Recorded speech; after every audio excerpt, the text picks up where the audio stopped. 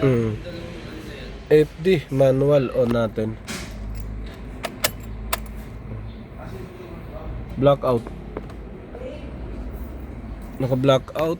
Ibabaw din blackout. Ano siya? Gauge na wala. Ayan. Pero may ilaw. Yung gauge wala. Yung iba naman baliktad. Minsan ang kanila nasa taas, sa baba wala.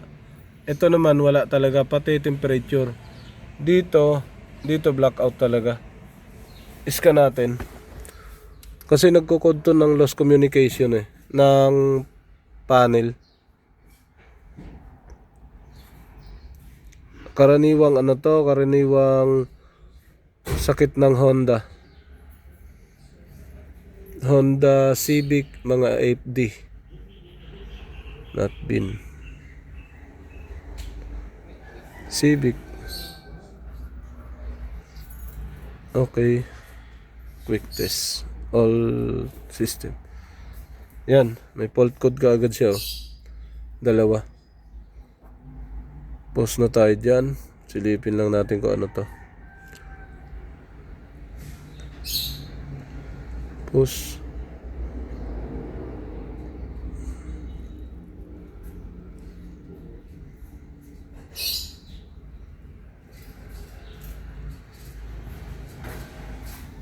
Post.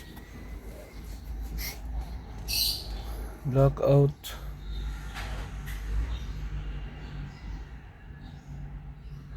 Pero may sound. Meron. May good sound.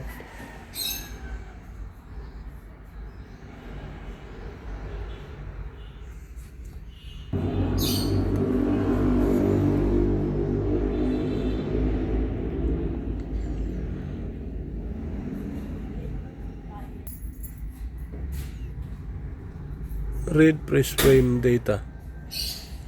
Ayan yan lagi ang fault code nito.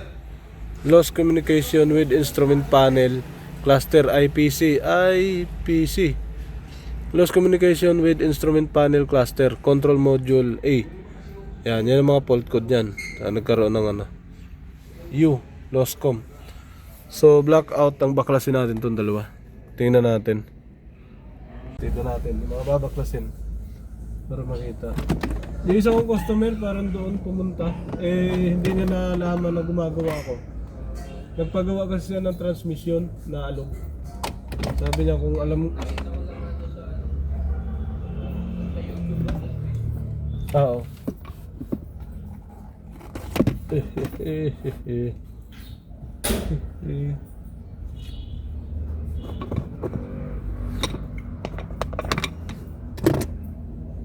Size, man.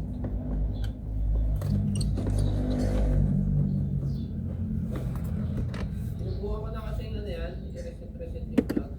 Okay. Kaya, Oo. siya nag-okay siya, kaso Ano talaga to? Pagka nag-intermittent, may problema ang electronics. May problema talaga electronics. Kailangan mahanap siya. May problema electronics. Kaya blackout. nanonood nga ako sa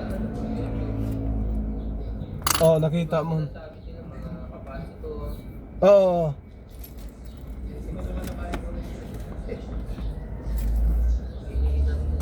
Mm.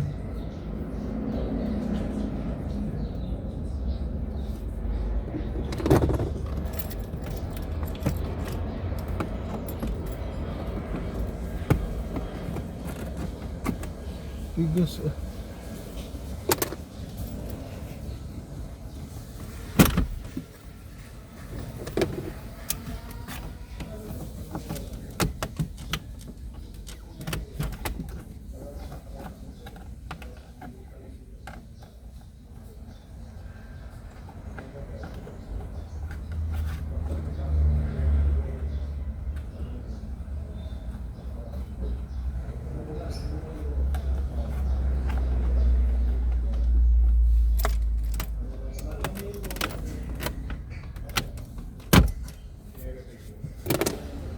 May nagbaklas na nito? Ako lang. Nabaklas mo na to? May tornilyo to sa ilalim eh. Hindi ko na yata kinabit. Pero natanggal mo na? Okay. Kasi sabi ko, papakusin din. Oo. Graduate mo lang. Pero alam ko, Natanggal mo na. natanggal mo yung cover dyan. Walang cover eh. Ha? Wala. Wala siyang cover. Sa ilalim? Wala Oo. kang cover? Backlash na nga. Oo. Yun. May bakal kasi to sa ilalim. Paangatin natin. May tornilyo isa to rito.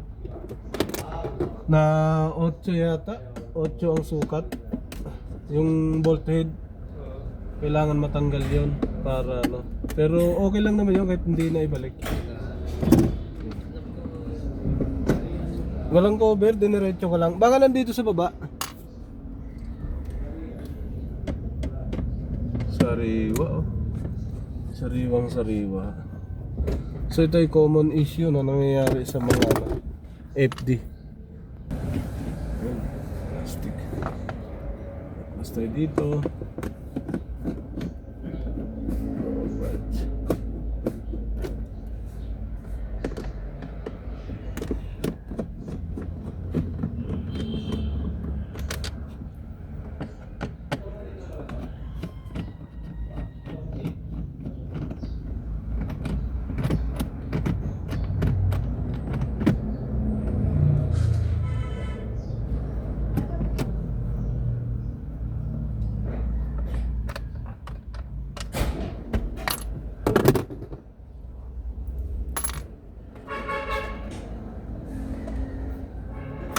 Okay, dalawa.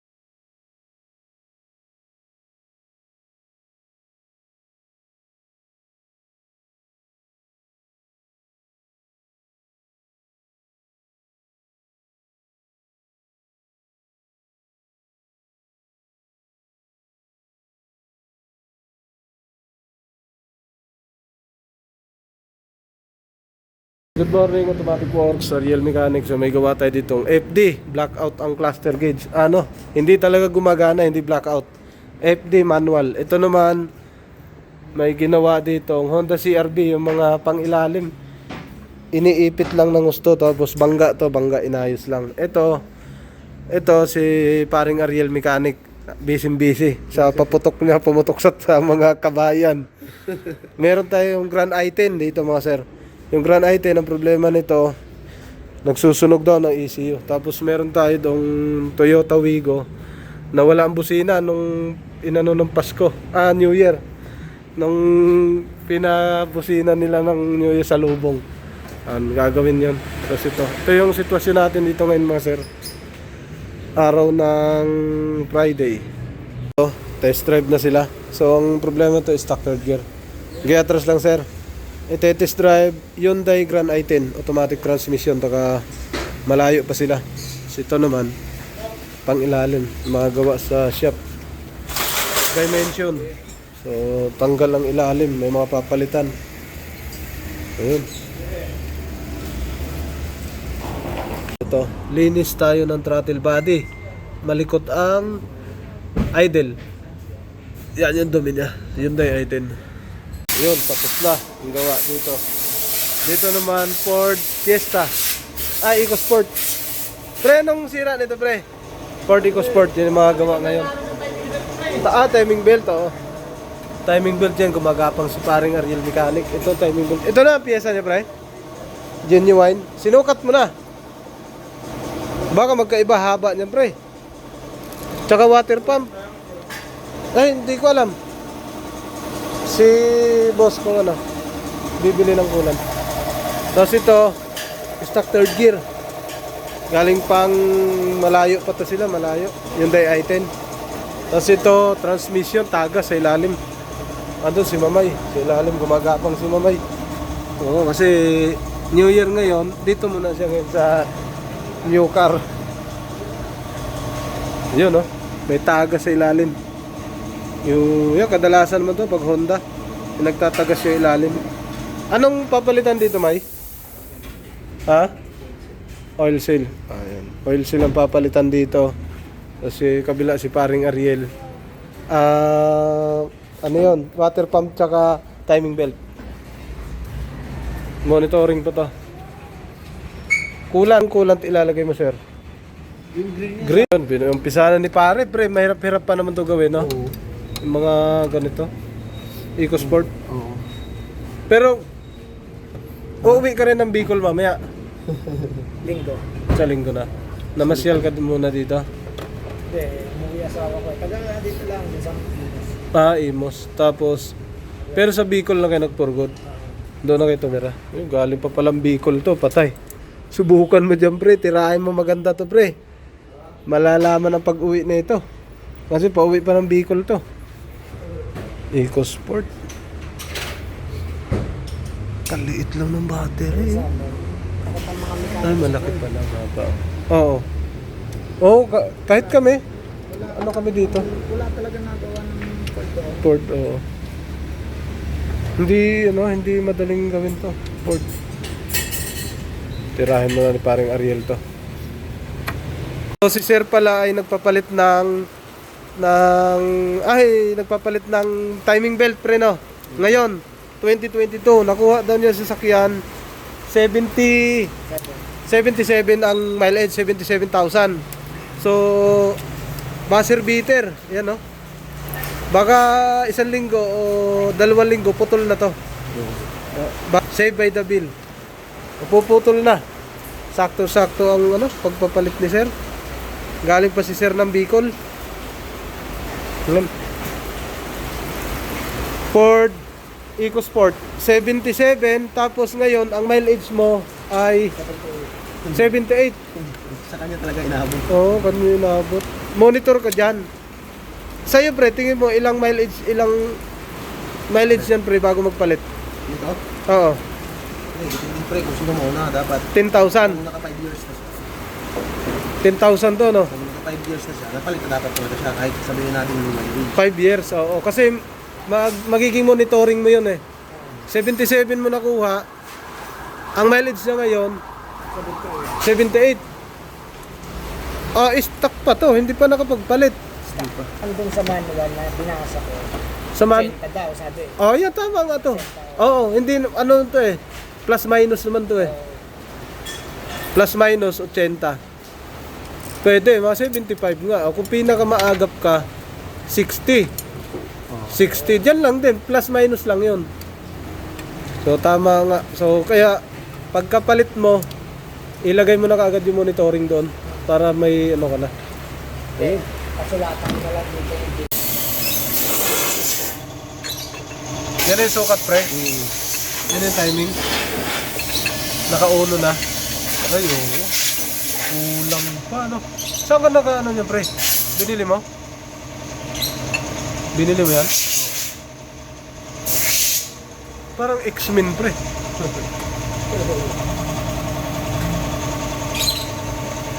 Mahirap kasi to kasi may mga timing guide. No? Bibilhin mo. Yun, pasok.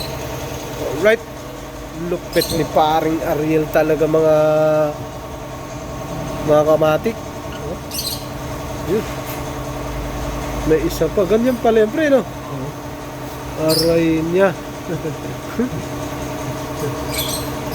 Tinitira ni paring Ariel. Si Patrick naman dito, nagbaklas ng Nagbaklas ng tambutso. Yun, tanggal na nga. Kitang-kita talaga. Tambutso. Ayan, liit lang. Yun yung mga gawa dito sa shop. Ano kasi to, tagas sa ilalim. So kung nakita nyo na kanina, ayan, tagas ito sa ilalim. Ayan. Yun yung mga tagas. Ayan. Kaya tinira ni Patrick. Yun, naikabit na ni paring Ariel yung bagong timing belt. Yan, naikabit na yung bagong timing belt. So dito kailangan tong mga to pag nag-timing, kailangan meron nito, tapos yung isa, eto.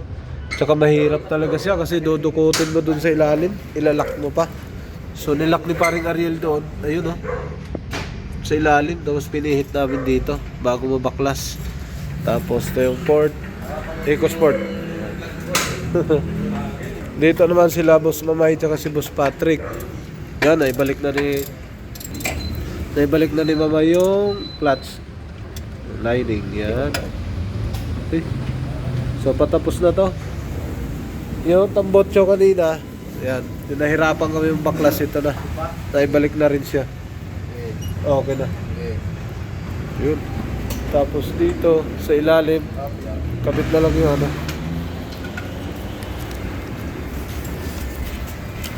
Sa ilalim, kabit na lang tong yan, transmission na manual. Alright, ayos na to mga sir. Patapos na. Ano na lang to. Pagkatapos yung throttle body, titingnan namin. Kasi namamatay daw to pagka nasa traffic. Honda Dimension Ford EcoSport. Alright. Natin sa shop ngayong araw na to mga sir. Okay.